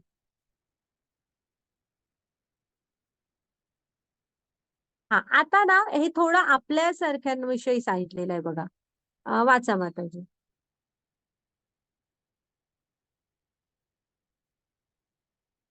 हरे 7.17. कृष्ण. यापैकी जो पूर्ण ज्ञानात आणि जो सदैव शुद्ध भक्तीत आहे असतो तो श्रेष्ठ, कारण मी त्याला खूप प्रिय आहे आणि तो मला खूप प्रिय आहे. हरे कृष्ण. हा, मग आता ह्या 4 मधले कृष्णांना कोण प्रिय आहेत बघा, तर जे ज्ञानात स्थित आहेत हा, आणि जे शुद्ध भक्त आहेत. हे बघा, नित्य भगवत भक्तीमध्ये युक्त. हा, नित्य भगवत भक्तीमध्ये युक्त आहे आणि जो ज्ञानात स्थित आहे. कारण पण सांगितलंय बघा. कारण ना, ती कृष्णांना ते क्षणासाठी सुद्धा विसरत नाहीत. बाकीचं काय होतं, त्यामुळे ते कृष्णांना प्रिय आहेत आणि त्यांना कृष्ण प्रिय असतो, जे ज्ञानात स्थित आहेत. आणि बाकीच्यांचं कसं होतं माहित आहे, आता ज्याला काहीतरी वस्तू हवी आहे वगैरे, त्याला ती मिळाली, कृष्णांना विसरला. पैसे हवेत, पैसे मिळाले, कृष्णांना विसरला. पण शुद्ध भक्त असे नसतात. म्हणजे आता आपण ज्या कोणाच्या कथा बघितल्या ते कोण कृष्णांना विसरले नाही हा, पण जनरली असं होतं. पुन्हा अर्थार्थी जिज्ञासू. जिज्ञासूंमध्ये 2 होऊ शकतं. जिज्ञासा पूर्ण झाल्यावर एखाद्याला गोडी लागते, तो त्या मार्गाकडे पुढे चालत राहतो. काही जण विसरून पण जातात. त्यामुळे कृष्णांना ज्ञानात स्थित असलेले आणि भगवत भक्तीने कृष्णांशी जोडलेली लोक आवडतात. लक्षात घ्या हा. ओके, घ्या माताजी पुढची स्लाइड.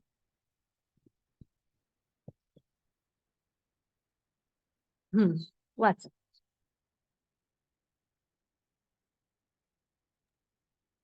ताई वाचू मी? हो, हा, वाचा वाचा ना, वाचा वाचा माताजी. ना. हा.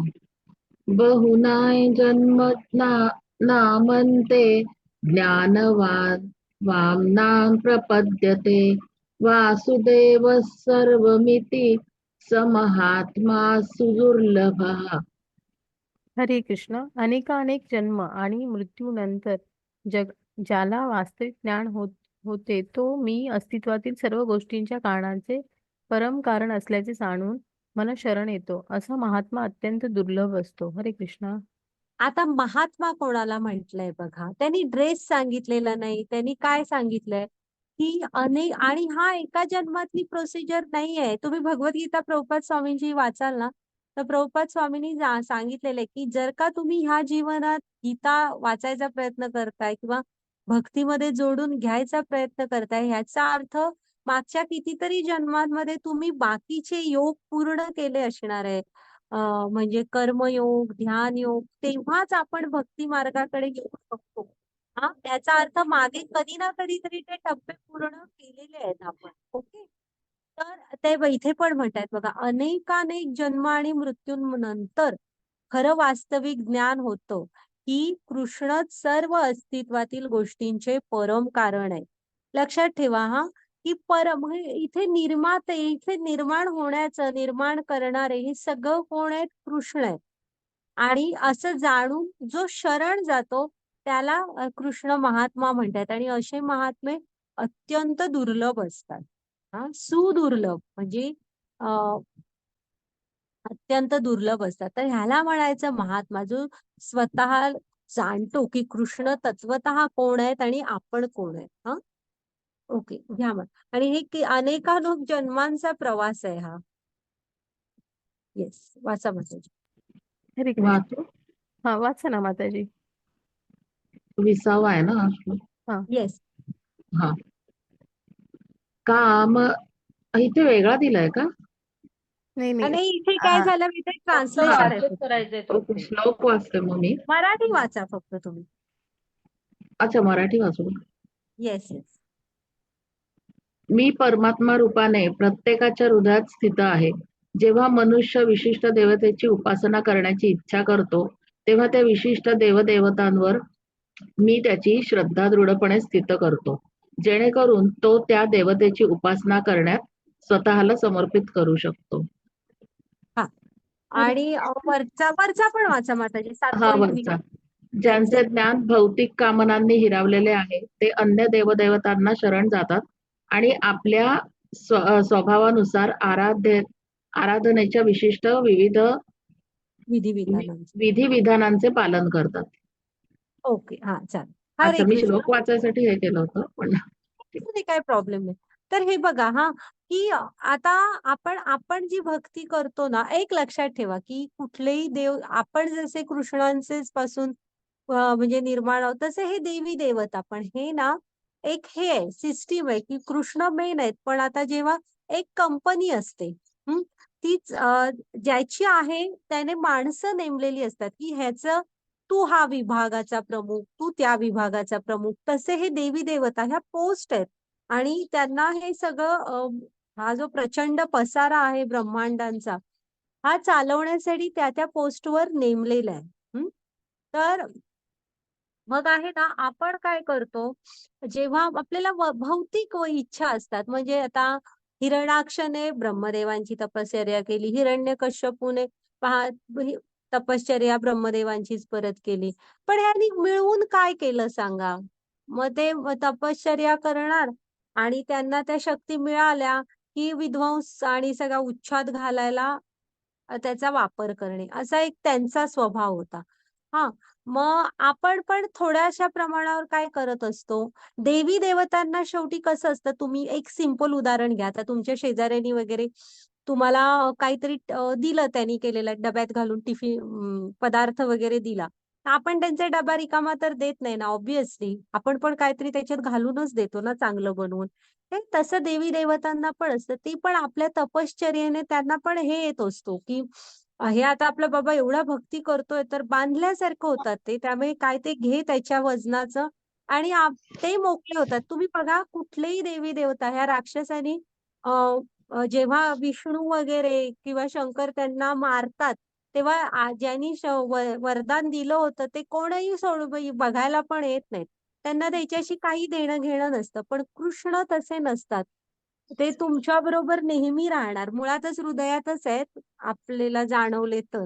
हा, तर ते नेहमी त्यांच्या भक्तांबरोबर असतात, पांडवां वगैरे बरोबर. बघा तुम्ही, मग आपण काय करतो, ज्याच्या त्याच्या स्वभावानुसार आपल्या ज्या ज्या इच्छा आहेत त्या पूर्ण करण्यासाठी आपण देवी देवतांकडे जात असतो.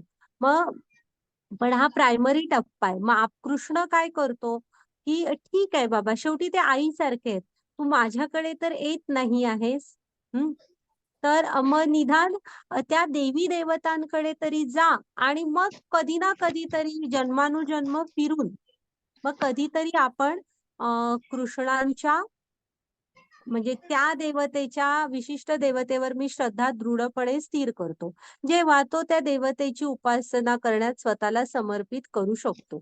म्हणजे आपण तिथं तरी थांबू ऍटलिस्ट, आणि मग कधी ना कधीतरी कुठल्या तरी जन्मात नक्की शुद्ध भक्ती आपल्याला म्हणजे त्या मार्गावर तरी ऍटलिस्ट जाऊ, म्हणून तिकडे. आणि इथं काय सांगितलेलं आहे माहित आहे माताजी, पुढची स्लाइड घ्या.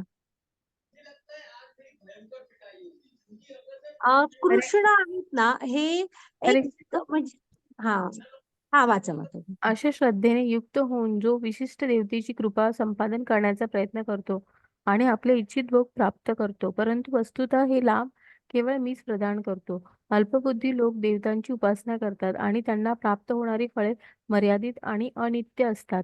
देवतांची उपासक देव लोकांचीही प्राप्ती करतात, पण माझे भक्त अखेर माझ्या परमधामाची प्राप्ती करतात. हरे कृष्णा. हा, हरे कृष्ण. आता बघा हा, मग अशा श्रद्धेने युक्त होऊन आपण देवदेवतांची जेव्हा कृपा संपादन करण्याचा प्रयत्न करतो की नाही, तेव्हा आपल्याला ते इच्छित फळ पण देतात. हा, पण कृष्ण काय म्हणतोय, वस्तुतः हे लाभ केवळ मीच प्रदान करतो, कारण आपल्याला जो नियम लागू आहे तोच देवी देवतांना लागू आहे. जसं आत्ताच मागच्या काही श्लोकांमध्ये बघितलं ना, इथलं सगळं ओरिजिनली कुणापासून आलंय, कृष्णांपासून. तसं त्यांना पण जे काय दिलंय ही अधिकार म्हणा, ते आत्ताच म्हटलं ना, त्या पोस्ट आहेत वेगवेगळ्या, जे त्यांच्या त्यांच्या पुण्यकर्मानुसार त्यांची नेमणूक झालेली आहे त्या पोस्टवर. तर ते पण सारं त्यांना जे मिळालंय तेही कृष्णांपासूनच आले. त्यामुळे ते कृष्ण म्हणतात की फक्त असं समजा की हे वाया आलं, तुम्ही स्ट्रेट कृष्णांशी जोडलं नाही गेला, असा जरासा वळसा घालून मार्ग घेतलाय. त्यामुळे पण मी दिलं कुणाकडून, कारण आत्ताच बघितलं ना, सर्वाचे परम कारण निर्माता सगळे कृष्णच आहेत. मग इथं ना कृष्ण काय म्हणतोय, असे अल्पबुद्धीचे लोक जेव्हा देवतांची उपासना करून करतात, तेव्हा ही जी फळं आपल्याला प्राप्त होतात ना, ही मर्यादित स्वरूपाची असतात. आणि ती इथंच संपतात. भक्ती आपल्याबरोबर पुढच्या आपल्या जन्मांमध्ये येत असते, बाकी काही येत नाही. आणि मग आता कृष्णाने सांगितलं की तुम्ही ज्या देवतांची उपासना करणार, तो लोक तुम्हाला प्राप्त होतो. म्हणजे जे कोण ज्या देवतांचं उपासना करताय ना, त्यांचं जे लोक आहे, जे म्हणजे तिथे जिथे ते राहतात, ते धाम तुम्हाला प्राप्त होतो. आणि तुम्ही कृष्णांची भक्ती केलात तर कृष्णांचं धाम प्राप्त होतं. आणि इथे ही जी स्लाइड दाखवली आहे ना, बऱ्याच गोष्टींमध्ये तुम्ही लीलांमध्ये, चरित्रांमध्ये ऐकाल की जेव्हा इथे पृथ्वीला पापांचा भार झाला, रामांचा अवतार घेण्यापूर्वी किंवा कृष्णांचा अवतार घेण्यापूर्वी, तेव्हा पृथ्वी म्यूट व्हा माताजी. मग तेव्हा पृथ्वी कुठं गेली? ब्रह्मांकडे. आणि ब्रह्मा कुणाकडे जातात? तर विष्णूंकडे जातात. असंच इथे पण दाखवलेत बघा, देवी देवता जातात विष्णूंकडे तेव्हा की आम्हाला ह्या असुरांच्या त्रासापासून मुक्त करा. त्यामुळे सगळ्याचे परम कारण कोण आहेत? तर कृष्ण आहे. घ्या माताजी पुढची स्लाइड. आणि एक लक्षात ठेवा की आपल्याला बाकी कुठल्या देवांची भक्ती हे कृष्णांचं धाम देऊ नाही शकणार. आपल्याला परत त्यांच्याच त्या देवी देवतांचा लोक मिळेल, पुन्हा मग तिथून जन्म मृत्यूचा प्रवास तर आहेच. हरे हा कृष्ण.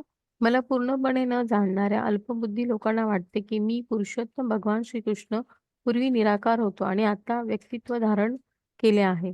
त्यांच्या अज्ञानामुळे ते माझे अविनाशी आणि अनुपम असे दिव्य स्वरूप जाणू शकत नाही. हरे कृष्ण. त्याला अल्पज्ञ म्हटलेलं आहे बघा. ही लोक कोण? निर्विशेषवादी वगैरे अशी लोक. की पूर्वी निराकार होतो, आता व्यक्तित्व धारण केलंय. कधीच नाही. ब्रह्मसंहितेत वगैरे तुम्ही बघाल तर कृष्णांचं वर्णनच आहे, गोविंदम आदी पुरुषम. ते मूळ त्यांच्या गोलोक वृंदावन मध्ये कसे आहेत बघितलं ना आपण, हातात बासरी आहे आणि डोक्यावर मोरपीस आहे, अशा गोविंदम रूपात आहेत ते. ते पूर्वी तसेच होते, आजही आहेत आणि उद्याही तसेच राहणार आहेत. अशा म्हणणाऱ्यांना कृष्ण अल्पबुद्धी म्हणतोय बघा. त्यांनी आहे ना अज्ञानामुळे अजून कृष्णांचं अविनाशी आणि अनुपम असं दिव्य रूप ते जाणूच नाही शकलेले. ते ब्रह्ममध्येच अडकून पडलेले आहेत. म्हणजे जो प्रकाश असतो ना, तो गोलोक वृंदावन नामाचा हा प्रकाश आपण शिकलो की ईश्वर प्राप्तीचे 3 टप्पे, ब्रह्म, परमात्मा आणि भगवान. मग ते लोक ब्रह्ममध्येच अडकून पडलेले असतात आणि कृष्ण त्यांना अल्पबुद्धीचे लोक म्हणताय बघा. पण त्यांना वाटतं म्हणून ते सत्य नाहीयेत. ते त्यांच्या अज्ञानामुळे कृष्णांना त्यांच्या मूळ दिव्य रूपात जाणूच शकत नाही. घ्या माताजी पुढची स्लाइड. त्यासाठी आपल्याला योग्य गुरूंचं मार्गदर्शन आणि भक्ती हवी. हरे हा कृष्णा. मूढ आणि अज्ञानी लोकांना मी कधीही प्रकट होत नाही. माझ्या अंतरंगा शक्तीद्वारे मी त्यांना अप्रकट राहतो आणि म्हणून मी अजन्म आणि अच्युत असल्याचे ते जाणू शकत नाहीत. हरे कृष्णा. अर्जुन मी पुरुषोत्तम भगवान भूतकाळात घडलेले सर्व काही, घडत असणारे सर्व आणि भविष्यकाळात घडणारे सर्व काही जाणतो. मी सर्व जीवांना जाणतो, परंतु मला कोणीही जाणत नाही. हरे कृष्णा. हरे कृष्ण. तर बघा, मूढ आणि अज्ञानी लोकांना म्हणजे ते कधी प्रकट नाही होत, कारण तुम्ही प्रयत्न करायला हवा. जे मूढ आहेत, अज्ञानी आहेत, त्यांची इच्छाच नसते. त्यामुळे त्यांची इच्छा नसते, त्यामुळे कृष्णही कधी प्रकट होत नाहीत त्यांच्या समोर. त्यांच्या अंतरंगा शक्तीद्वारे कृष्ण अप्रकटच राहतात. आणि त्यामुळे कृष्ण हे अजन्म आहेत, अच्युत आहेत. अच्युत म्हणजे च्युत म्हणजे काय? तुमचं पतन वगैरे होणं. कृष्ण तसे नाही, ते अच्युत आहेत. ते परमच आहेत आणि परमच राहणार, सर्वोच्च. आणि अजन्मा म्हणजे काय? की ते आपण बघितलं ना की ते जन्म नाही घेत, ते अवतार घेतात, इथलं काम झालं की त्यांच्या धामात निघून जातात. तर हे सगळं आहे ना, हे मूढ अज्ञानी लोक जाणू नाही शकत. त्याच्यानंतर काय म्हणतायत बघा, की अर्जुन मी म्हणजे कृष्ण भूतकाळात घडलेले सर्व काही, भविष्य काळात घडणारे सर्व काही आणि आता जे वर्तमानात सुरू आहे म्हणजे ते त्रिकाल ज्ञानी आहेत. ते सारं काही जाणतात. हा, सर्व जीवांना जाणतात. कारण प्रत्येकाच्या हृदयात आहेत. आपण स्वतःला ओळखत नाही एवढं ते ओळखत असतात. पण आपण कृष्णा, परंतु मला कोणीही जाणीत नाही. एवढी कोणीही चॅलेंज करू शकत नाही, की मी पूर्णपणे भगवंतांना जाणलं. कारण आपली तेवढी हेच नाहीये.